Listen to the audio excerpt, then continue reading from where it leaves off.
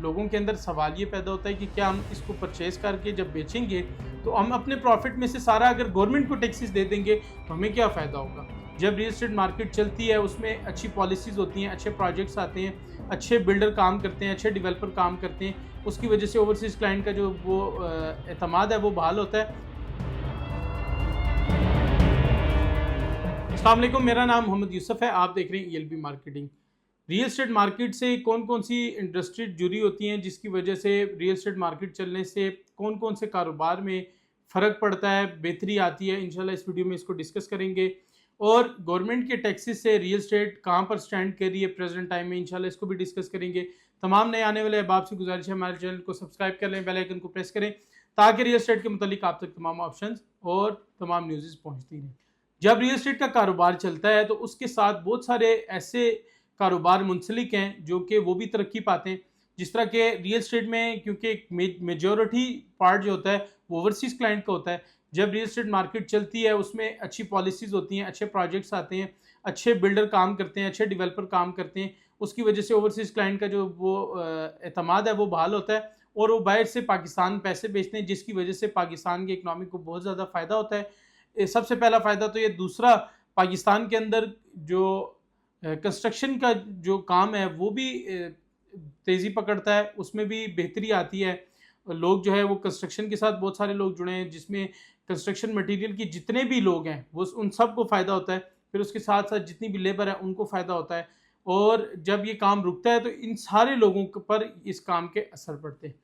हमेशा पाकिस्तान के अंदर या इंटरनेशनली लोग जो हैं वो क्वांटिटी के ऊपर जाते हैं, क्वालिटी के ऊपर जाते हैं।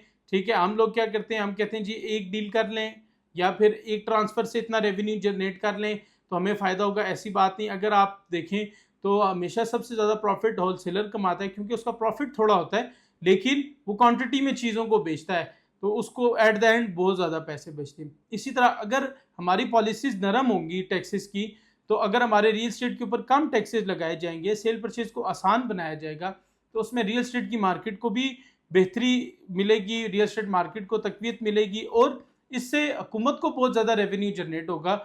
अगर दिन के अंदर मिसाल के तौर पे एक अच्छे सेक्टर के अंदर जो कि 2-2, 3-3, 4-400 ट्रांसफ़रें होती थी, आज 15-20 ट्रांसफ़रें हो रही हैं।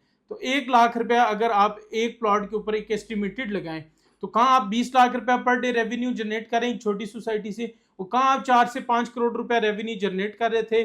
और वो अच्छा है या कि 20 लाख अच्छा है।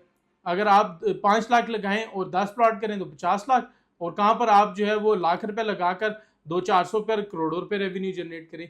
तो मैं समझता हूँ कि अगर टैक्सेस की पॉलिसी आसान होगी तो ओवरसीज क्लाइंट जो है वो पाकिस्तान के अंदर इन्वेस्टमेंट करना चाहेंगे क्योंकि लोग जो हैं वो रियल एस्टेट को एक सेफ इन्वेस्टमेंट समझते हैं कि हम अपने इन्वेस्टमेंट को पार कर दें, अपने पैसे को सेव करें, एक रियल एस्टेट की प्रोडक्ट खरीद लें तो उसको बेचेंगे जब हमें पैसे ज़रूरत होंगे। लेकिन लोगों के अंदर सवाल ये पैदा होता है कि क्या हम इसको परचेज़ करके जब बेचेंगे तो हम अपने प्रॉफिट में से सारा अगर गवर्नमेंट को टैक्सेस दे देंगे तो हमें क्या फ़ायदा होगा। तो ये एक बहुत बड़ा अलमिया है क्योंकि इसकी वजह से तकरीबन बहुत सारे इंडस्ट्री जो हैं वो जुड़ी हुई हैं जिसमें तमाम कंस्ट्रक्शन मटीरियल, उसके अलावा आपकी गाड़ियों का काम भी रियल एस्टेट से मुंसलिक होता है। जब रियल एस्टेट वालों के पास पैसे आते हैं तो बहुत सारी चीज़ों पर आसानी हो जाती है, बहुत सारे कारोबार जो हैं वो स्मूथ हो जाते हैं। इस टाइम मुल्क के अंदर जो है वो रियल एस्टेट के वाले से जो एक 3-4 साल के दौरान जो तेज़ी आई, जो रेवेन्यू आया, जो रेमिटेंस आई, उसके वाले से अगर आप प्रेजेंट टाइम देखें तो जो लास्ट 1 से 2 साल चल रहे हैं इंतहाई मुश्किल रियल एस्टेट वालों के लिए गुजरे अल्हम्दुलिल्लाह।